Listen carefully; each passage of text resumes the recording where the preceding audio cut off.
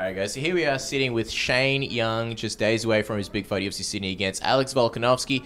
And we were talking a second ago and I said, hey, it's Sugar Shane Young. And you said, I'm not Sugar at all. That's not my nickname. What's the story there? Yeah, so I had a fight earlier on, maybe half a year ago, and one of the sorry, not the promoter, what's his name? The ring announcer, yeah. He comes out, he's like, mate, what's your nickname? I'm like, oh, I've never really had one. Like, that's something you got to be gifted, you know, from like your coaches or something. And he's like, oh, mate, I still steal his quote actually. He's like, you can't have the show without the business, can't have the business without the show. and then I walk out and then I just hear, Sugar Shane Young. And I was like, oh, well. So he just gave you one without your permission, just gave you a Sugar Shane.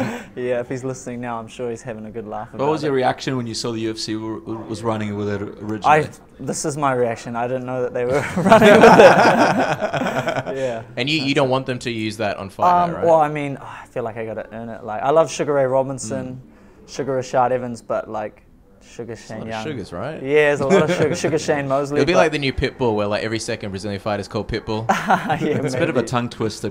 Kids in primary school can learn how to speak by going through it over and over. Yeah. Talk to us a little bit about getting this fight, Shane, because I mean, last minute dropout for Alex Volkanovski. Yeah. How did you feel when you first found out you were actually going to be fighting here in Sydney? Oh, well, I mean, first, like, all fighters will tell you, like, oh man, I was pumped. Like, first thing, straight away, I was just nervous. Like, that's, you just get, like, you just start sweating because you're like, man. And I didn't even have the lead up, you know, 8-week fight camp. It was just like, no, 8 days, you know, 8 days away, I'm going to be, like, fighting in the cage. In my mind, it's always, like, to the death. Well, it feels like my body thinks that, you know? Yeah. Like so, yeah, like, as soon as we were like, yeah, I was like pumped. I was like, yeah, jumping around my room and stuff. But then, like, once I got off the phone, I was like, oh, damn, I'm going to be fighting in the UFC in 8 days. Like, that's crazy. So it's like a roller coaster, up, down, yeah. Like, nervously excited, yeah.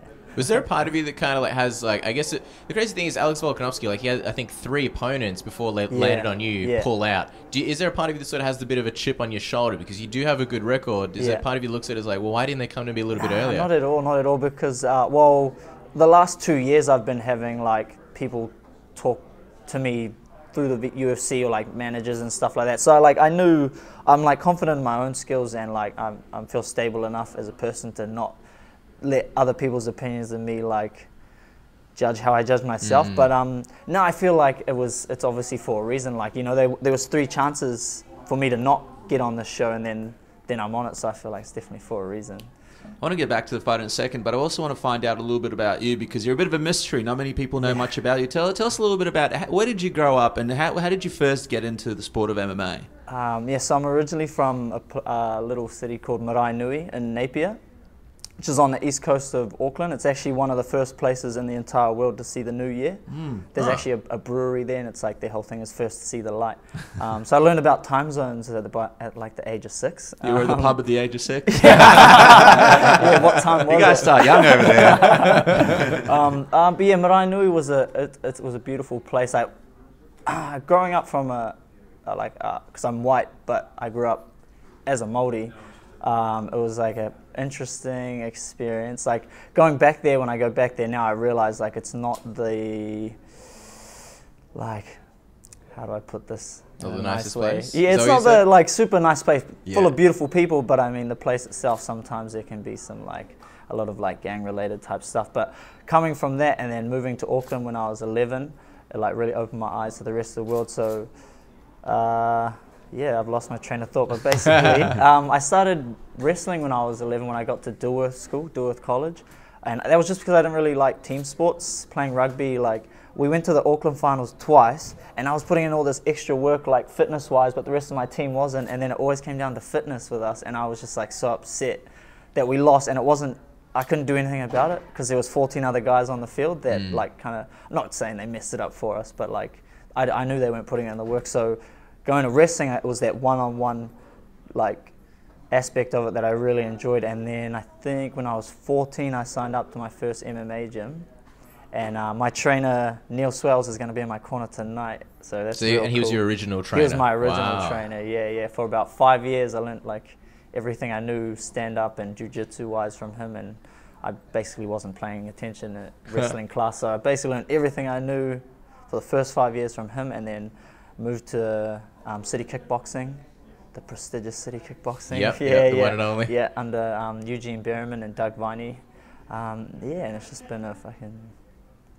You can swear, you can say whatever you like. Oh yeah, it's been like take a load off. It's been fucking awesome. Yeah, training there, like it's just I fell in love with the sport when I went there, because it was like when I first started, it was like just bashing each other 3 days a week, that sort of sparring, and not a very.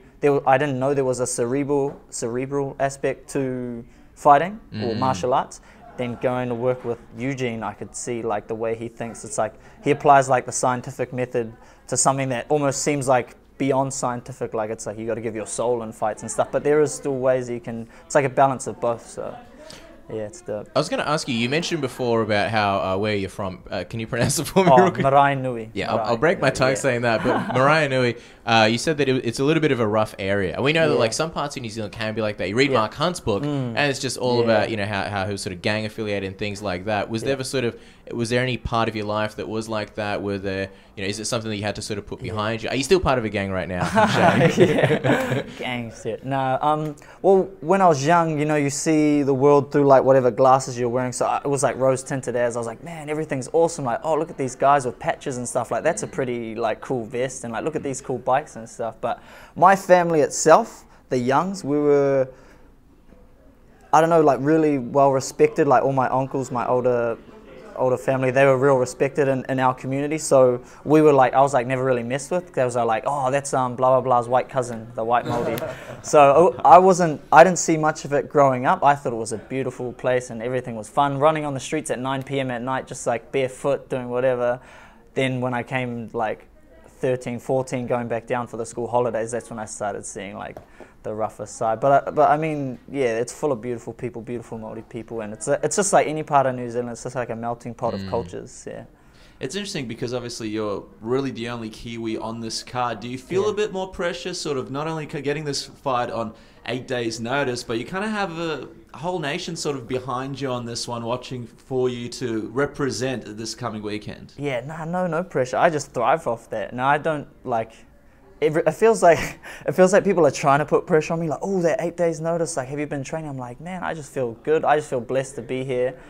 Super grateful, because I know I've put in 10 years of hard training and experience through the few losses that I do have, the many wins that I do have, like an amateur pro, whatever. But no, I don't feel the pressure. I want people to be watching and carry my nation on my shoulders over here. So I thrive under it. Talk to us about Alex as an opponent. Obviously, he's a guy that's fought a lot of his fights here in Melbourne. You actually had a lot of fights here in Australia as well, the vast majority of them. So this is almost like a second home. Were you very familiar with him when you got the call and the offer, and how do you sort of feel you match up against him? Yeah. So before Alex was in the UFC, he's been in my weight division, featherweight, in Australia. He basically like ran through the whole division bar me. So this is like fate. You guys were supposed to meet at some point. Yeah, it was kind of almost, it was meant to happen for the last 2 years. There's been like, oh, you want to fight Volkanovski? We say yes, and then like, oh no, he's going to fight PXC instead. Oh, do you want to fight Alex? Like, yeah, we say yes, but then I think it was like quite close to the UFC call-up, so it made sense, like, why ruin a 10-fight win streak by taking another risk against me? But like I don't really follow anyone's career that closely, but I mean, yeah, he seems like a top bloke, and a few of my training partners have trained with him in Tiger, and they all say he's a good dude. So like, there's no animosity towards him, but at the end of the day, it's like Australia versus New Zealand. I'm willing to die for my country, and I'm sure he feels the same. But we'll see on Sunday.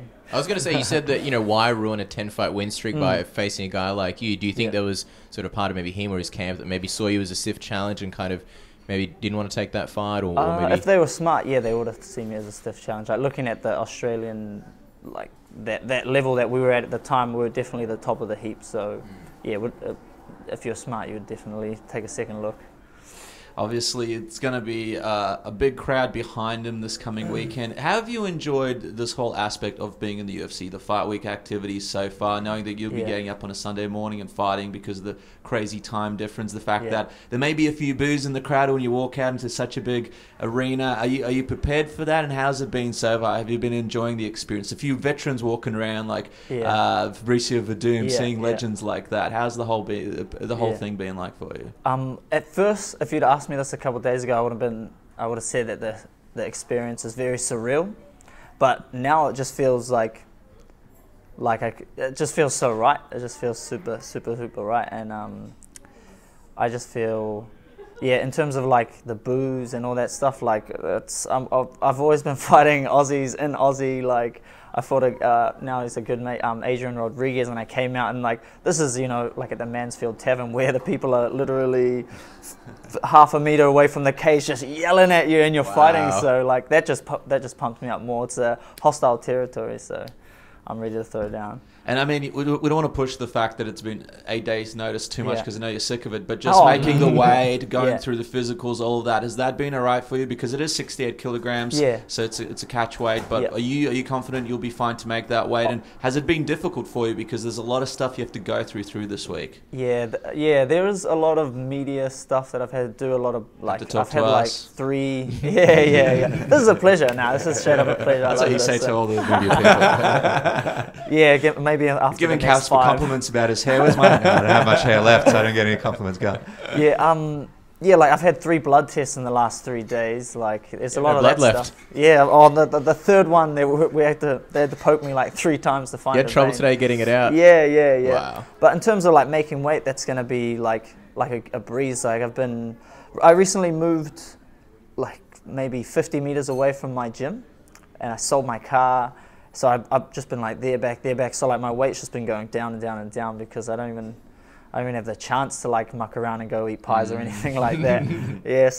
Weight's gonna be good. The 8 days notice part of it is almost a blessing in itself because I haven't had 6, 7, 8 weeks to mind fuck myself and be like, I gotta fight in the UFC against Alex, blah blah blah blah. It's just like, I'm me. I've spent 9 years training for this. Like focus on what I'm gonna do on the night, so I don't have to stress about it, what he's going to be doing. Well, I'll tell you what, people are excited to see what happens. Shane, as we wrap up, because the sugar, it's out. This isn't the official nickname. We can't let this guy just nickname you. For now, how would you like for people to refer to you leading into this fight? Just Shane Young. Old mate Shane. Old mate Shane Young. That's what I want. Old mate. Just call me old mate. Just call me old mate. Look out for old mate Shane Young this Sunday against Alex Volkanovski. It's been a pleasure, man. Thank you so much for the time. Thanks, lads. Cheers.